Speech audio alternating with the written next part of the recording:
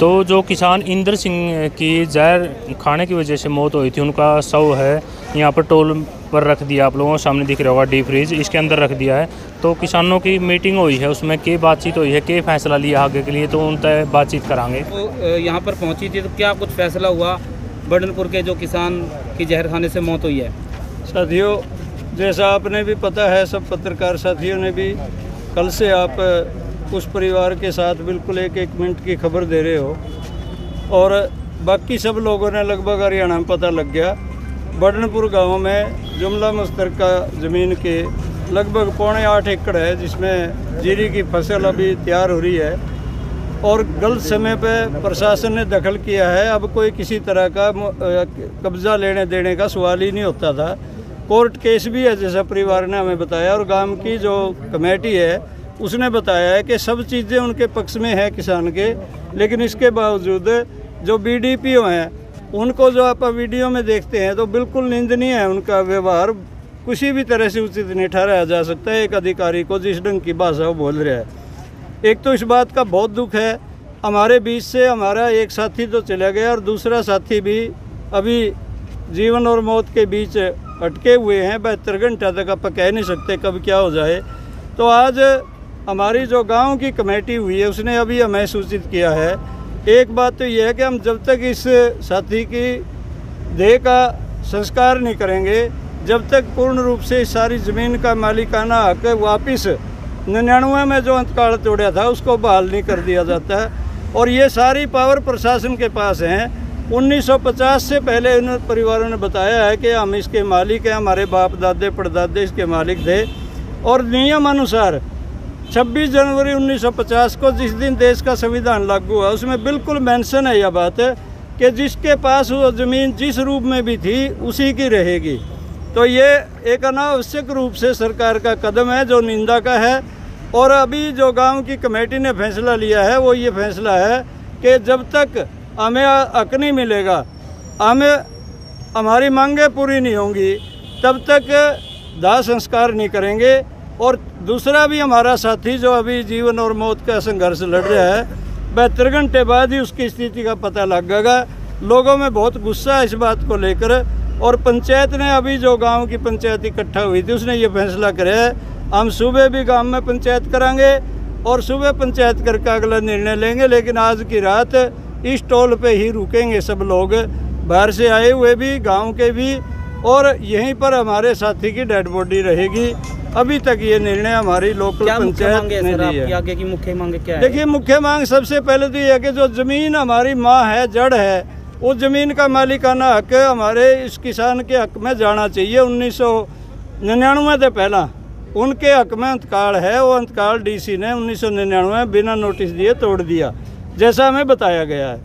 उसके अनुसार वो मालिक हैं और उनकी वो अंतकाल बहाल कर देना चाहिए, पहली शर्त है।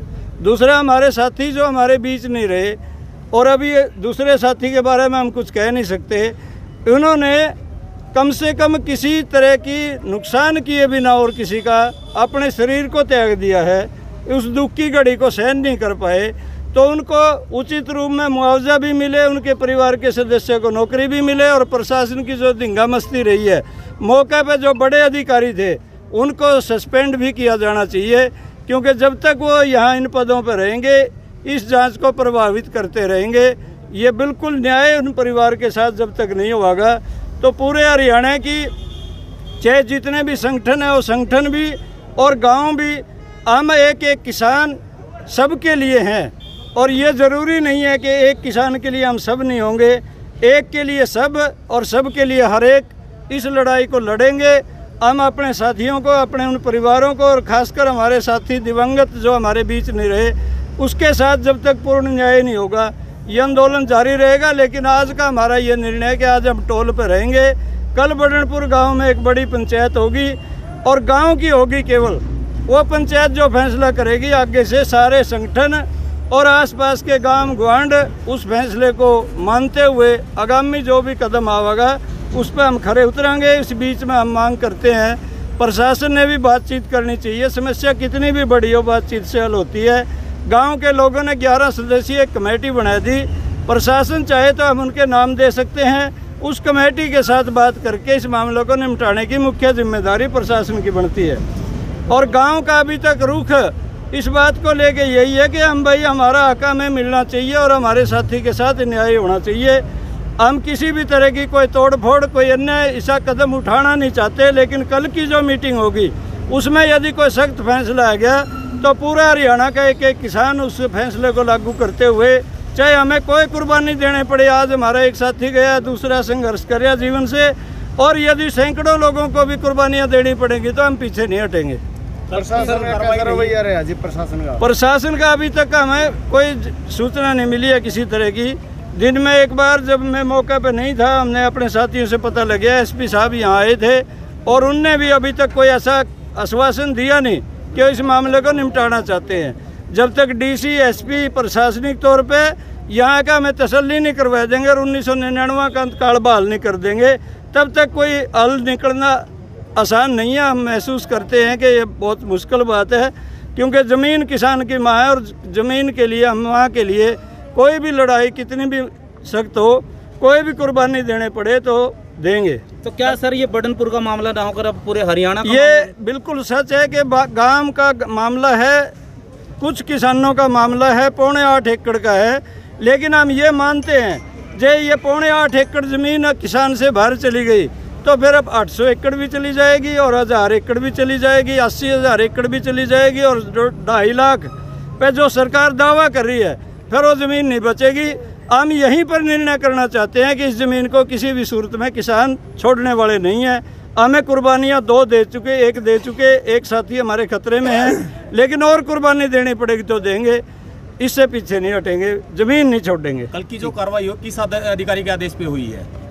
कल की कार्रवाई हम ऊपर के कौन अधिकारी हैं कह नहीं सकते, लेकिन बीडीपीओ उचाना उनका बहुत ही घटिया एक तरह का जो व्यवहार रहा है वो जिम्मेवार है इस बात का।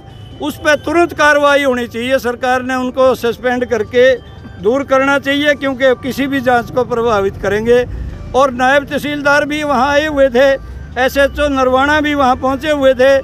बाकी इन सब लोगों पे जितने भी ये अधिकारी थे उन पे सरकार की तरफ से कार्रवाई और किसानों की बात सुनी जानी चाहिए। सर एक जैसे स्टे को लेकर बात थी कि किसानों के पास स्टे है ज़मीन का, तो क्या कुछ उस बात को लेकर?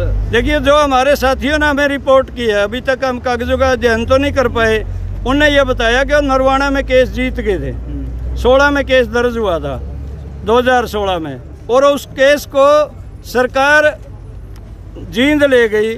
अब एक बात स्पष्ट है, यदि किसान जीतेगा तो कहीं नहीं जाएगा कोर्ट कचहरी में। इसका मतलब किसान जीत गया और सरकार हार गई। सरकार जिला सेशन कोर्ट में चली गई और उसमें अभी वो केस पेंडिंग है, जैसा हमारे साथियों ने हमें बताया उसके अनुसार। और कागजी तौर पे हमारे एक साथी कुलवंत जी यहाँ खड़े हैं, वो पूरा प्रमाण दे रहे हैं। इसके कॉलम नंबर 13 और 14 के अनुसार, 12 और 15 के अनुसार उनके पास अभी भी जो खन्ना मालिकान है वो पूर्ण रूप से मालिक हैं। ये बीडीपीओ साहब की तरफ से अपील है जी। हाँ जी, डिस्ट्रिक्ट कोर्ट में ये बीडीपीओ के साहब से अपील है, जिसकी प्रति हमारे पास है।